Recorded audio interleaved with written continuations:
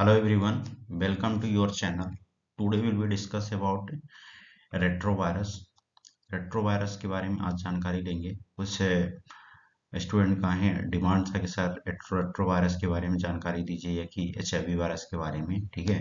तो उसी के बारे में आज हम डिस्कस करेंगे, बट यहाँ पर हम थोड़ी सी इसका इंट्रोडक्शन देखेंगे और हिस्ट्री देखेंगे। क्लियर?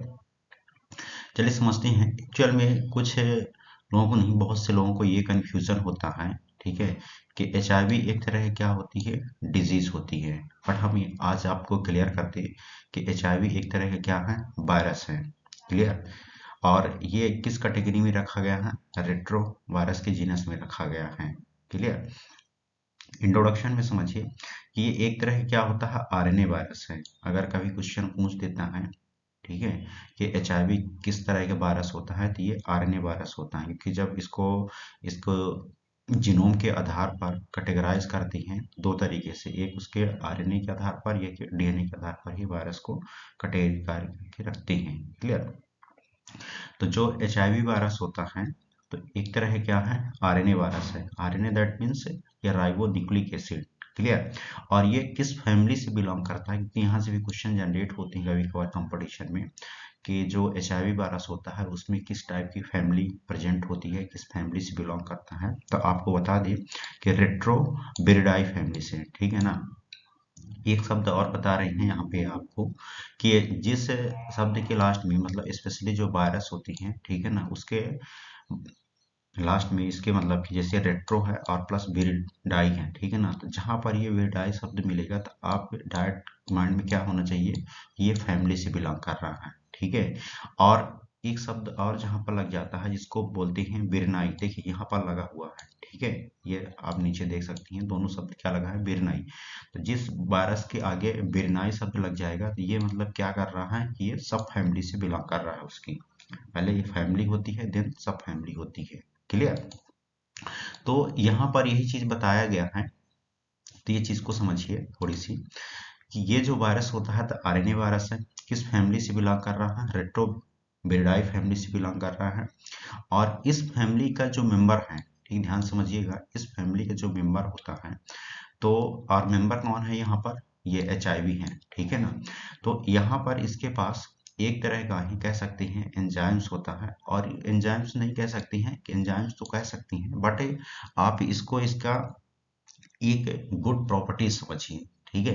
कि एक इसके पास इतनी अच्छी प्रॉपर्टीज होती है कि जब ये आरएनए जो वायरस है, एचआईवी आरएनए वायरस, जैसे ये होस्ट सेल्स में एंट्री मारेगा, ध्यान समझिएगा, जैसे ये होस्ट सेल्स की में एंट्री मारेगा, मतलब किसी पेशेंट में अगर इन्फेक्शन करने के लिए इंटर हुआ है, ठीक है, तो आरएनए जो एचआईवी जीनोम कंटेन करके रखा है, और ये तुरंत इस एंजाइम्स के प्रेजेंस के कारण, रिवर्स ट्रांसक्रिप्टेज एंजाइम्स के प्रेजेंस के कारण, ये तुरंत किस में कन्वर्ट हो जाता है, डीएनए पॉलीमरेज में कन्वर्ट हो जाता है, ठीक है। डायरेक्टली ये क्या हो जाता है, डीएनए पॉलीमरेज में ही कन्वर्ट हो जाता है। क्लियर? ऐसा क्यों करता है, क्योंकि इसके पास एक प्रॉपर्टी है, इसको बोल रहे हैं यहाँ पर रिवर्स ट्रांसक्रिप्टेज।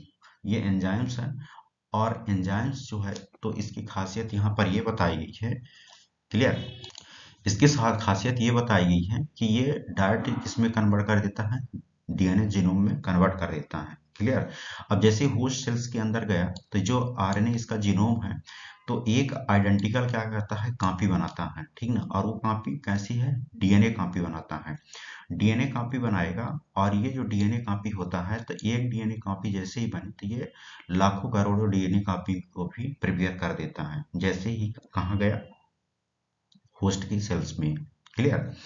अब यहाँ पर इंट्रोडक्शन समझ रहे हैं, तो जो रेट्रोवायरस है, तो रेट्रोवायरस को भी दो सब फैमिली में डिवाइड किया गया, और ये स्पेशली अगर कह सकते हैं कि रेट्रो जो बिरडाई है, ये फैमिली है, और इसको दो सब फैमिली में क्या किया गया है, डिवाइड किया गया है। तो यहाँ पर जो इसकी दो फैमिली है, तो एक आर्थो रेट्रोबिरनाई है, ठीक है, और सेकंड है स्पूमा रेट्रोबिरनाई। ये दो इसकी क्या है, सब फैमिली। कभी क्वेश्चन जनरेट हो सकता है कि जो रेट्रोविरिडाई है, तो उसकी कितनी फैमिली प्रेजेंट होती है, तो आप बता सकती हैं कि इसमें ओनली फॉर 2 फैमिलीज रखी गई हैं। क्लियर? जिसमें से रेट्रो बिरनाई है, अर्थो रेट्रोबिरनाई, और सेकंड है स्मूमा रेट्रोबिरनाई। अब इन्हीं के आधार पर ध्यान से समझिएगा, इन्हीं के आधार पर इस जो रेट्रोवायरस है, ये कह सकते हैं कि एचआईवी वायरस तो कैटेगराइज करके रखा गया है अलग अलग तरीके से, मतलब इसके सब फैमिली के आधार पर। तो इसकी दो सब फैमिली होती है, एक है आर्थोरेट्रोविरनाई और सेकंड होती है स्पूमा रेट्रोविरनाई। क्लियर। अब आर्थोरेट्रोविरनाई के अंतर्गत दो जीनस को रखा गया है, एक रेट्रोवायरस को रखा गया है, सेकंड यहाँ पर है लेंटिवायरस को। क्लियर। और जो स्पूमा रेट्रोविरनाई है, तो इसके अंदर जिस जीनस को रखा गया है उसको बताया गया है स्पूमा वायरस। क्लियर। अब ध्यान से समझिए, यहाँ पर थोड़ी सी स्टोरी है कि जो ये वायरसेस हैं, ठीक है, यहाँ पर जो कैटेगराइज करके बताया गया है, तो ये जो वायरस है तो ये सभी क्या है, इसके जीनस हैं, ठीक है ना, ये सभी क्या है, जीनस हैं। अब इन जीनस को भी फर्दर क्या किया गया है, एक कॉमन नेम दिया गया है वायरस का, ठीक है। अब वायरस के साथ साथ में वो वायरस कौन से डिजीज प्रोड्यूस कर रहे हैं उसको भी बताया गया है। तो इस चार्ट के माध्यम से जो इसका फ्लो चार्ट बना हुआ है क्लासिफिकेशन के रूप में, तो इसके आधार पर ही हम इसको समझ लेते हैं, और यहाँ से काफी क्वेश्चन कंपटीशन व्यू में जनरेट होती हैं, एकेडमिक सेशन से तो रहती है। समझिए यहाँ पर क्या लिखा हुआ है, रेट्रो वायरस, ठीक है, क्या लिखा हुआ है, रेट्रो वायरस। अब रेट्रो वायरस के अंतर्गत दो वायरस को रखा गया है, एक यहाँ पर बताया गया है HTLV1, ठीक है, और सेकंड है HTLV2। HTLV1 का मतलब क्या है, यहाँ पर human T lymphotropic virus first है, ठीक है, और सेकंड को बताया गया है human T cell lymphotropic virus second. Clear. दो वायरस को रखा गया है। कभी पूछ सकता है कि रेट्रो वायरस के अंतर्गत कितने वायरस आते हैं, तो आप बता सकती हैं कि HTLV1 और HTLV2। अब एक चीज समझिए, यहाँ पर जो HTLV1 है तो ये अंकोजेनिक वायरस होता है। अंकोजेनिक वायरस का मतलब क्या है कि ऐसा वायरस जो कैंसर कॉज करने का काम करता है, इस तरीके के वायरस को हम अंकोजेनिक वायरस कहते हैं। तो जो HTLV1 वायरस होता है तो ये अंकोजेनिक वायरस है, इसको भी आप रिमेम्बर करके रखिए। क्लियर। जो HTLV2 होता है ये किसी प्रकार का अंकोजेनिक वायरस नहीं होता है, लेकिन यहाँ पर जो HTLV1 है तो जो डिजीज कॉज कर रहा है तो एडल्ट टी सेल ल्यूकेमिया या कि लिम्फोमा, ठीक है। लिम्फोमा क्या है, एक तरह का कैंसर है, और ल्यूकेमिया भी क्या है, एक तरह का ब्लड कैंसर ही है। तो स्पेशली ये टी सेल्स का ल्यूकेमिया कॉज करता है और लिम्फोमा डिजीज कॉज करता है। जबकि HTLV जो 2 होता है वो किसी प्रकार की डिजीज प्रोड्यूस नहीं करता है, लेकिन अगर कोई ऐसा पर्सन है, ध्यान समझिएगा, ऐसा कोई जो पर्सन है जो ड्रग यूजर है या कि ड्रग का एडिक्टिव है, कोई सिरिंज वगैरह यूज कर रहा है ड्रग के लिए, या कि ड्रग डायरेक्ट जो है तो नोज के थ्रू, या कि कह सकती हैं कि इंट्रावेनस के थ्रू, या कि ओरली अगर इनटेक कर रहा है, तो उस कंडीशन में जो HTLV वायरस 2 होता है वो सबसे ज्यादा प्रेवलेंट देखने को मिलता है। क्लियर। तो इसके रिगार्डिंग में यहाँ पर यही बताया गया है, तो आप समझ सकती हैं। सेकंड यहाँ पर जो जीनस है इसी का आर्थोरेक्टोविरनाई का, तो वो लेंटी वायरस है, और लेंटी वायरस के कैटेगरी में ही HIV को रखा गया है कि ह्यूमन इम्यूनोडिफिशियंसी वायरस टाइप 1 और टाइप 2, मतलब कि HIV फर्स्ट और HIV 2। HIV को दो कैटेगरी में बांटते हैं, एक HIV फर्स्ट होता है और एक HIV सेकंड होता है। क्लियर। और ये दोनों जो HIV फर्स्ट और HIV सेकंड है, तो ये कौन से डिजीज कोज कर रहे हैं, एड्स डिजीज। अब यहाँ से अपना कंफ्यूजन ऑलवेज हमेशा के लिए तो रखिए कि यहाँ पर ये जो नाम दिया गया है, ठीक है, ध्यान से समझिएगा, यहाँ पर जो नाम दिया गया है HIV फर्स्ट और HIV सेकंड, ये क्या है, एक कॉमन वायरस का नाम है। क्लियर। और ये किस जीनस से बिलोंग कर रहा है, लेंटी वायरस से बिलोंग कर रहा है। किस फैमिली, सब फैमिली से बिलोंग कर रहा है, तो आर्थोरेक्टोविरनाई फैमिली से बिलोंग कर रहा है। ये चीज ऑलवेज हमेशा याद रखिए। बट लोगों को कंफ्यूजन ये रहता है कि HIV एक तरह क्या है, बीमारी है। आज से अपना कंफ्यूजन दूर करिए। HIV एक तरह का वायरस है और जो डिजीज कोज करता है उसको बोलते हैं एड्स। क्लियर। इतना आपको समझ में आ गया इसके रिगार्डिंग में। अब चलिए यहाँ पर सेकंड जो इसकी सब फैमिली है तो स्पूमा रेट्रोविरनाई, ठीक है, और स्पूमा रेट्रोविरनाई के अंतर्गत जो जीनस को रखा गया है स्पूमा वायरस को रखा गया है, और इसमें जो कॉमन वायरस आता है उसको बोलते हैं फोमी वायरस। क्लियर। और ये जो फोमी वायरस होता है किसी प्रकार की डिजीज नहीं कॉज करता है, लेकिन जब प्राइमरी सेल कल्चर की करते हैं इसका, तो उस कंडीशन में इसका इन्फेक्शन देखने को मिल सकता है, बाकी इसका ज्यादा कोई रोल नहीं है इसमें। क्लियर।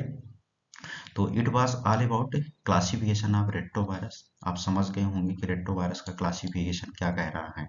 क्लियर। आगे समझ लेते हैं और क्या क्या है इसमें।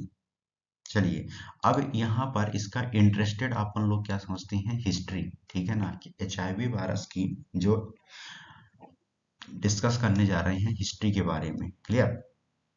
तो HIV वायरस की हिस्ट्री ही इस लेक्चर में पूरा क्लियर बताएंगे आपको, और इसमें आपको 4 पॉइंट हमेशा याद करके रखना है। ठीक है, 4 पॉइंट हमेशा, मतलब कि इसकी जो डिस्कवरी मोस्ट इम्पोर्टेंस हुई है तो 4 ईयर में ही हुई है, 4 ईयर में। क्लियर।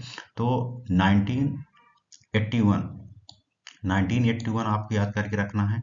सेकंड आपको याद करके रखना है 1983। थर्ड याद करके रखना है 1984। क्लियर।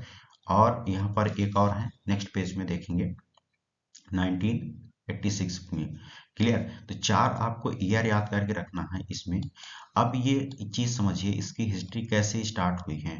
ठीक है, ये चीज को समझिए। एक्चुअल में 2 पर्सन थे। ठीक है, ध्यान समझिएगा।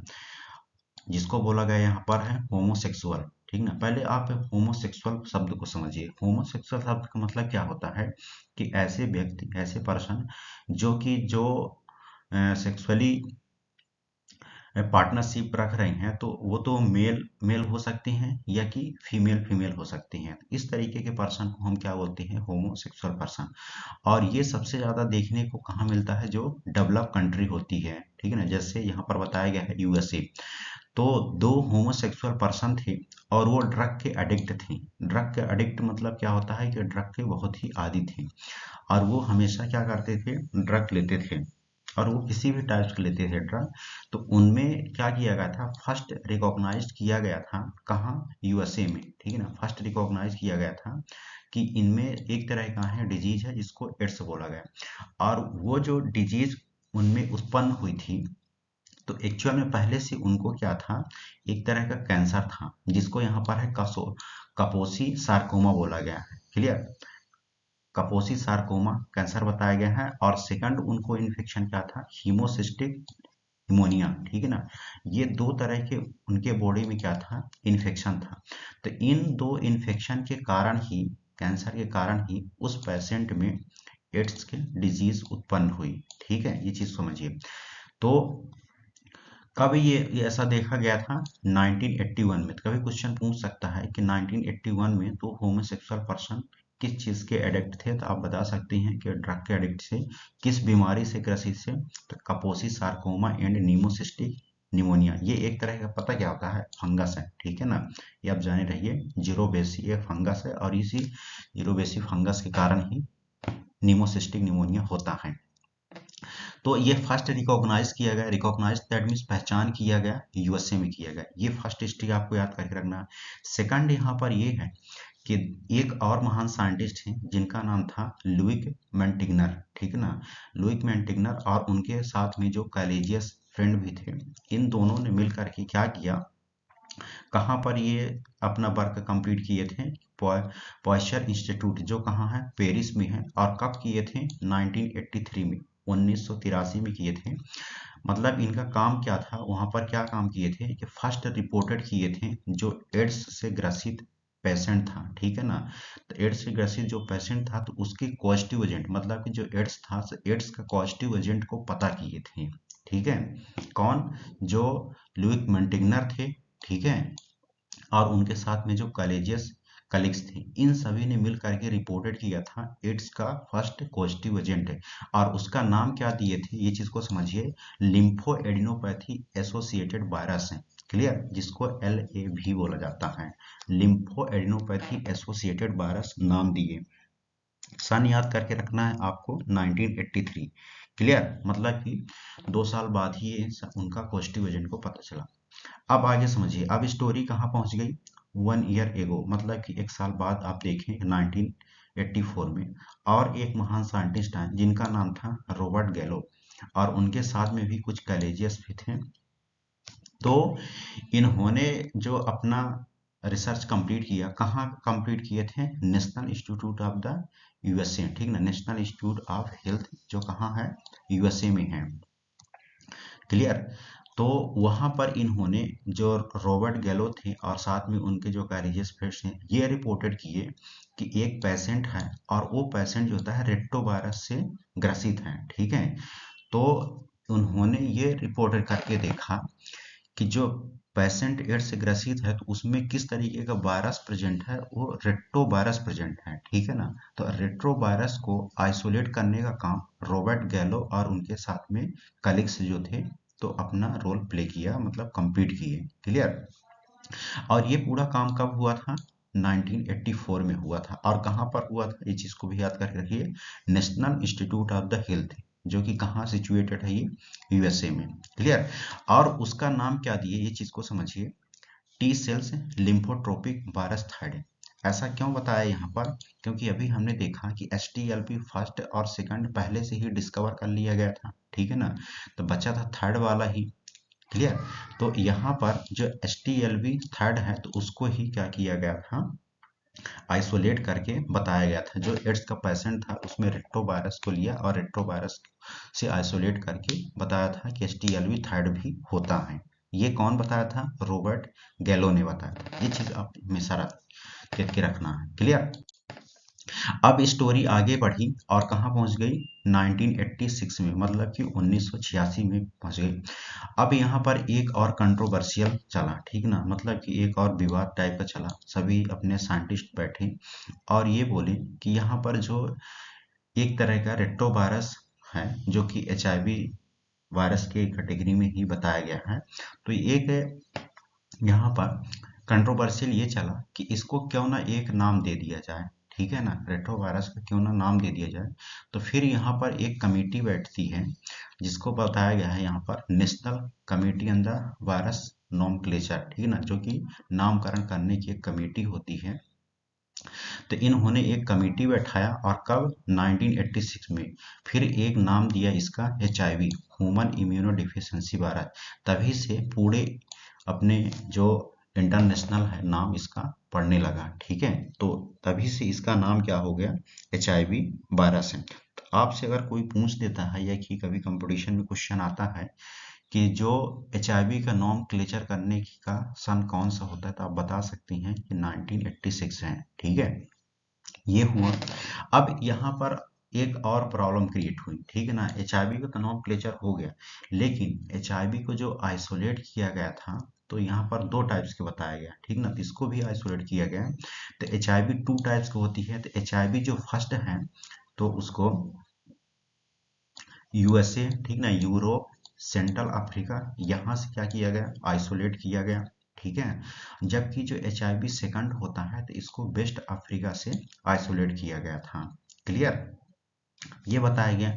अब यहाँ पर जो साइंटिस्ट सबसे ज्यादा अपना रोल प्ले किया था जिसका नाम था ल्यूक मोंटिग्नर, तो 2009 में, ठीक है ना, इनको एक नोबेल प्राइज से भी सम्मानित किया गया था। ठीक है ना, तो अगर पूछ देता है कभी क्वेश्चन जो लुई मोंटिग्नर थे तो उस उनको किस सन में नोबेल प्राइज से सम्मानित किया गया था, तो बता सकते हैं आप 2009 में इसको बताया गया है। ठीक है ना, ये सम्मानित किया गया।